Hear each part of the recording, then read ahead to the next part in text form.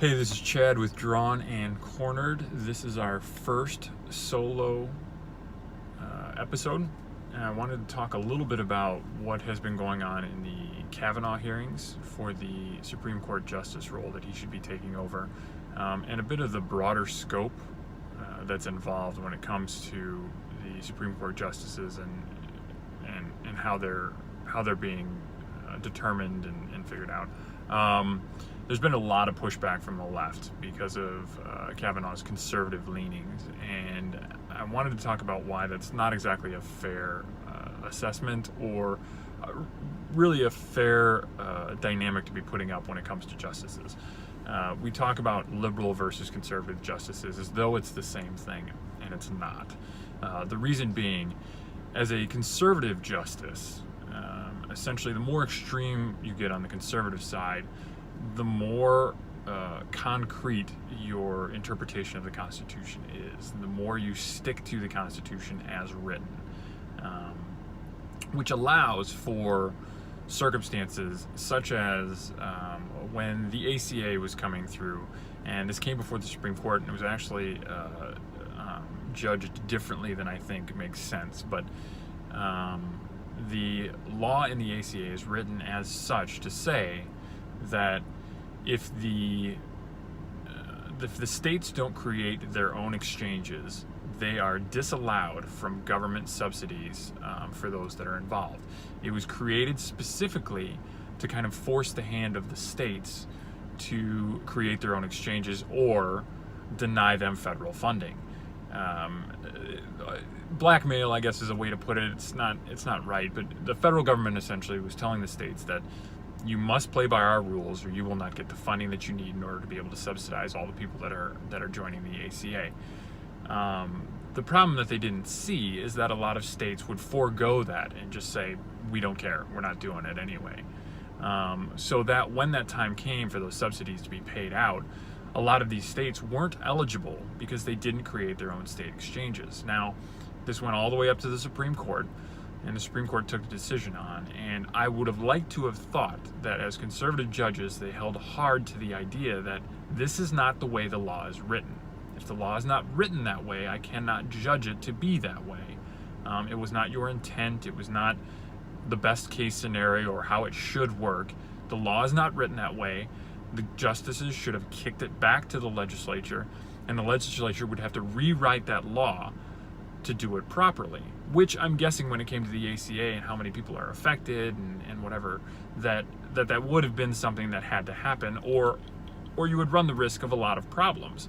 But that's not the judiciary's problem. The judiciary's problem rests solely on the idea that they must define exactly where that law's edges are. And when that law is found to have those edges, send it back and say, hey, this does not do what you want it to do. This does not complete the circle that you thought it did. Figure it out. And that's how that checks and balances system works. As it was written, this law left a huge gaping hole for any of those states that did not create their own exchanges. And because the Supreme Court didn't make that choice, because they said that, well, this clearly wasn't their intent, or this is going to mess with a lot of people, they chose to massage that law in such a way to allow it a lot more latitude than it initially was written with.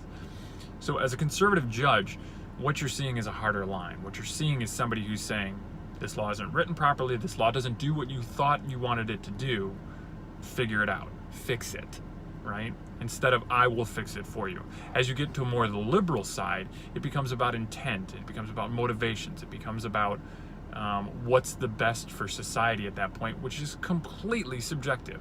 Like, this has nothing to do with the way the law is written. This can change from one decade to the next. And that, to me, seems like a very, very dangerous place for the judiciary to be in, and also makes it hyper political, that you have to have a liberal judge if you expect them to be able to change law or change precedent based on the whims of whatever's currently happening.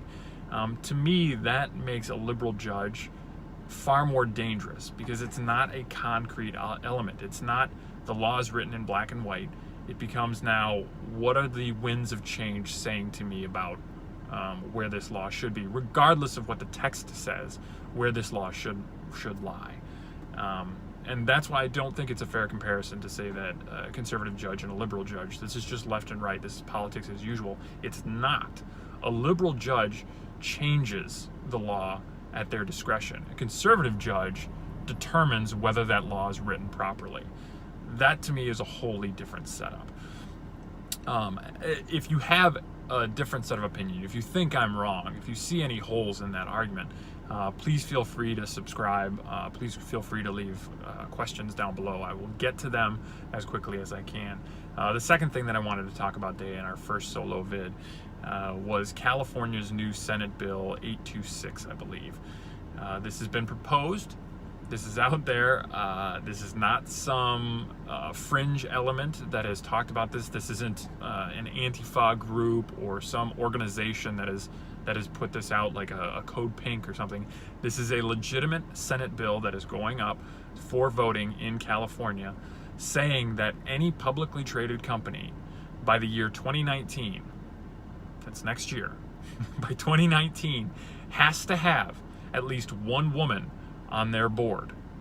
By 2021, they have to have 2 women if there are 5 or less people on their board, or 3 women if there's 6 or more. Now, this is a dictate that says that any company has to have a woman on their board. It's saying that they have to hire women and put them on their board, regardless of whether or not they belong there, regardless of whether or not the company has somebody that makes sense in that position. Simply having a woman on your board becomes mandated by the state that you live in. Now, this is not to say that there's a problem with having women on your board. If we were a publicly traded company, I would probably have women on there just simply to get a broader scope of understanding. However, to have the state mandate who you can and cannot hire and fill which positions with seems to me, again, to be a dangerous precedent that you'd be setting. Seems to me that you're allowing an awful lot of governmental overreach into companies to define where people can be, who should be hired, and what positions they can attain or have.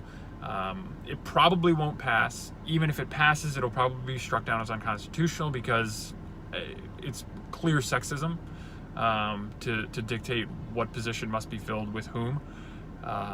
But the fact that it's being pushed out there only furthers my notion that we have to be hyper vigilant. We have to be hyper aware. A lot of crazy stuff happens in California, so it's not unusual. But the problem is that a lot of crazy things that happen in California end up trickling down across the entire country and become standards for all of us. So what goes there has to be something you pay attention to. I don't care if you're in Nebraska. I don't care if you're in Maine or Chicago or Florida or whatever it might be. You have to pay attention to this stuff. Drawn and Cornered, I think, is a great way to do that. But there are a lot of other things out there that you can do. Just open your news, check Twitter, follow friends who are politically active.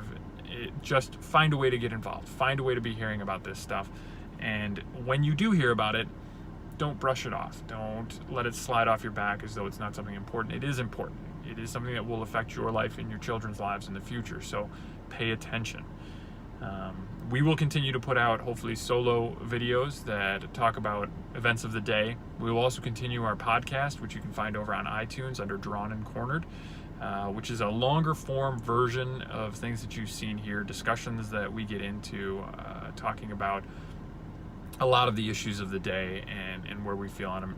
There's a lot of searching for the truth in those conversations, so if it's something that you're not really sure exactly where you come down, those are great places to start in really getting a grounding for a lot of the things that are going on out there. Again, if you have any questions, if you like what you've seen so far today, please like this video, subscribe to our channel, and we will continue pushing out as much information as we can to you. Thanks a lot. Be ever vigilant.